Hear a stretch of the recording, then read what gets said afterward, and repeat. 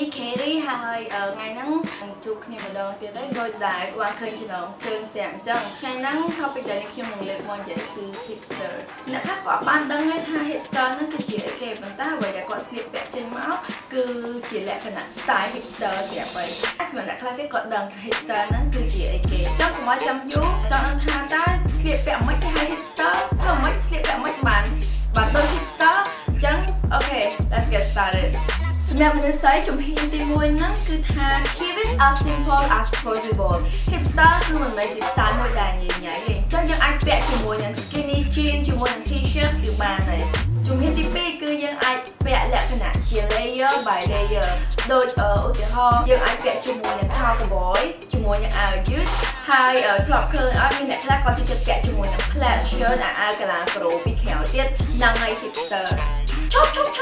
ស្លៀកប្រាប់បើសិនជាអ្នកខ្លះគាត់អត់ចូលចិត្តពាក់ skinny jean ឬមួយក៏គាត់មាន skinny jean គាត់អាចស្លៀកជាមួយនឹង khao cowboy ប៉ុន្តែកុំភ្លេចមូលជើងផងព្រោះអីវាកាត់តែធ្វើឲ្យយើង look cool hipster ក៏ចូលចិត្តជាមួយនឹងខ្សែកផងដែរអញ្ចឹងបើយើងអាចពាក់ជាខ្សែកវែងទៀតហើយខ្សែកនឹងមានរូបកាមេរ៉ាវាមើលទៅវាលេចណាហ្នឹងគឺកាន់តែល្អតែមិនមែនជាលក្ខណៈខ្សែកហើយមានត្បូងណា hipster មិនមែនអត់ត្រូវការត្បូងទេអញ្ចឹងកុំពាក់ត្បូងឲ្យសោះបើសិនជា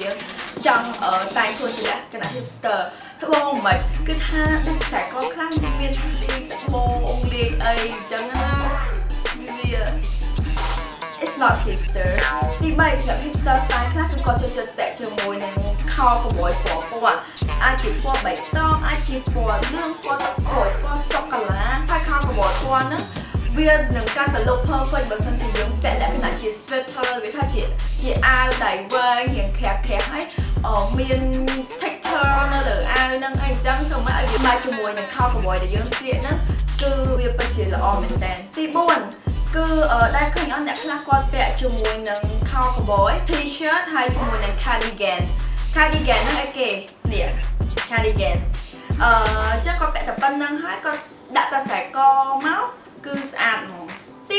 5គឺយើងអាចស្លៀករ៉ូបវែងហើយដាក់អាវខែវ cowboy ពីក្រៅឬមួយក៏យើងស្លៀកជាមួយនឹង jumpsuit ហើយដាក់អាវ cowboy ពីក្រៅក៏បានដែរមិនទាន់មិនចង់មានន័យថាតើតែស្លៀកអាវ cowboy ហ្នឹងជាមួយនឹងរ៉ូបវែងឬមួយក៏ចាំឈឿបានទេយើងក៏អាចលេងជាមួយនឹងរ៉ូបខ្លីៗ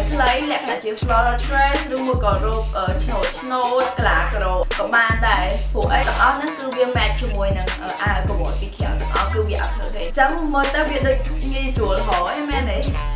ហើយជំហានមួយទៀតគឺថាបើសិនជាយើងអត់មានអ្វីដែលខ្ញុំរៀបរាប់មកចំណុចមុនហ្នឹងមានតែរ៉ូបធម្មតាលាបធម្មតាអូយធម្មតាចាំពាក់ទាំង hipster ដូចគេមិនបាច់ភ័យទេស្លៀករ៉ូបធម្មតាហ្នឹងក៏បានដែរយើងដាក់តែខ្សែកមកឬមួយក៏ថែមតែបិជើងមកដាក់តែមួកបន្តិចមកប៉ុណ្ណឹងក៏បានដែរហើយមួយវិញទៀតសម្រាប់អ្នកខ្លះដែលគាត់ចូលចិត្តស្លៀកពាក់កៅអៅណាដែលមានពុកមាត់ពីលើហ្នឹងអាហ្នឹងគឺកាន់តែ hipster ទៀតអែមហ្មងណាចំពោះម៉ូដសក់សម្រាប់ style hipster វិញគឺអត់មានអីប្រមាថសោះយើងអាចពេលខ្លះងើបពីគេងមកមិនបាច់ធ្វើសក់អីក៏បានដែរគឺសក់ធម្មតាពេលងើបពីគេក៏បានបើមិនចឹងទេអូខ្ជិលតែដាក់សក់ខ្ជិលគៀបខ្ជិលមូលមួយអីគាត់តែលើកចងធម្មតាហ្នឹងឲ្យវារៀងនិយាយណៃតិចទៅក៏ hipster ដែរប៉ុន្តែសម្រាប់អ្នកខ្លះគាត់រៀងមានចរិតលក្ខណៈ girly គាត់អាចខ្វងប៉ុន្តែមិនមែនខ្វងលក្ខណៈថាទៅស៊ីកាយណា no ផងធម្មតាបានហើយខ្វងលក្ខណៈចេះអីអាហ្នឹងអូខេអាចទទួលយកបានចុងក្រោយគេ style hipster សម្រាប់មនុស្សស្រីមុនពេលចេញពីផ្ទះទៅគឺប្រកាសថាត្រូវតែពាក់បិជើងអញ្ចឹងបិជើងដែលអាច match ជាមួយនឹង style hipster ហ្នឹងគឺមានដូចជា Converse, torn shoes ឬក៏ boot ហើយឬមួយក៏យើងអាចពាក់ sandal ឬក៏ flat shoes អីក៏បានដែរគឺវា match ជាមួយនឹងកៅអៅដែលយើងពាក់អីមិនភ័យទេប៉ុន្តែបើតាមខ្ញុំគិតទៅគួរតែពាក់ Converse, torn ហើយ boot គឺវាល្អជាងនិយាយទៅពី style ផុសស្រីឥឡូវផងនៅគ្នាស្ងាប់វិញនោះអូខេមនុស្សផុសគឺស្រួលមែនតើ hipster អត់មានត្រូវការអ អីច្រើនដូចមនុស្សស្រីឯងគ្រាន់តែពាក់កៅអៅធម្មតា like start with simple thing ដូចចំណុចទី1ផងមនុស្សស្រីដែរគឺ start with something simple as possible គ្រាន់តែពាក់ជាមួយនឹង T-shirt ខោកាប៊យហើយអ្នកខ្លះក៏ចូលចិត្តមានខ្សែកសម្រាប់បែកខាង Europe ក៏ដូចជា US វិញនេះខ្ញុំធ្លាប់បានឃើញ style hipster ផងគូគាត់លេងជាមួយនឹងនៅកកសែងបងកថៃហើយអ្វីដែលនេះខ្ញុំស្រឡាញ់ជាងគេរបស់ hipster guy គឺពួកគាត់តែងតែទុកជាមួយនឹងពុកមាត់ហើយឈូសសក់គៀនគឺអូយមើលទៅ like oh my god I'm melting hipster girls ពាក់ black shirt បានហើយក៏មនុស្សប្រុសពាក់ black shirt បានអត់គឺប្រកាសជាបានមនុស្សប្រុសអាចពាក់ជាមួយនឹង black shirt or like sometimes they can play with blazers but មិនជាលក្ខណៈ blazer ទៅស៊ីកាយណាយើងមាន like another kind of blazer that is look good in hipster style ហើយមនុស្សប្រុសក៏អាចលេងជាមួយនឹង jacket ហើយនឹងឬមួយក៏ coat long coat ក៏បានដែរ it's gonna look good ប៉ុន្តែមើលទៅ style ហ្នឹងគឺកំផើនៅស្រុកខ្មែរអីព្រោះអីវាក្តៅខ្លាំងណា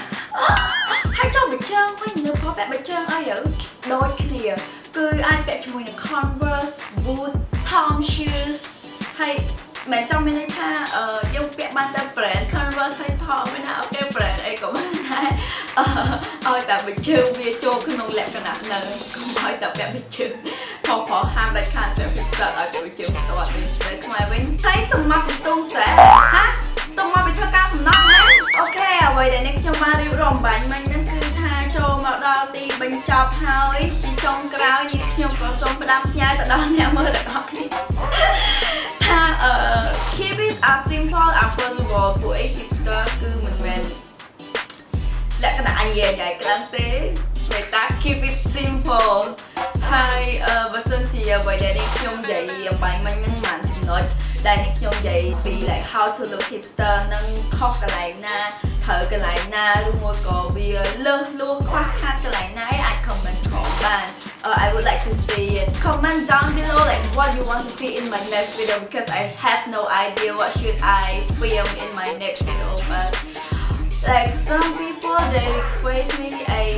they said they just want more makeup look but you know really have no time yeah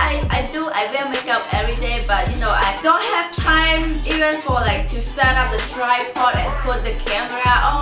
set the focus and stuff you know I just rush myself and like finish makeup in like 15 minutes and just go out for work and so yeah I really don't have time today I just want to make it different I start with like this topic how to look like a hipster so I hope you guys like it and don't forget to like and subscribe my video and comment down below what you want to see in my next video and yeah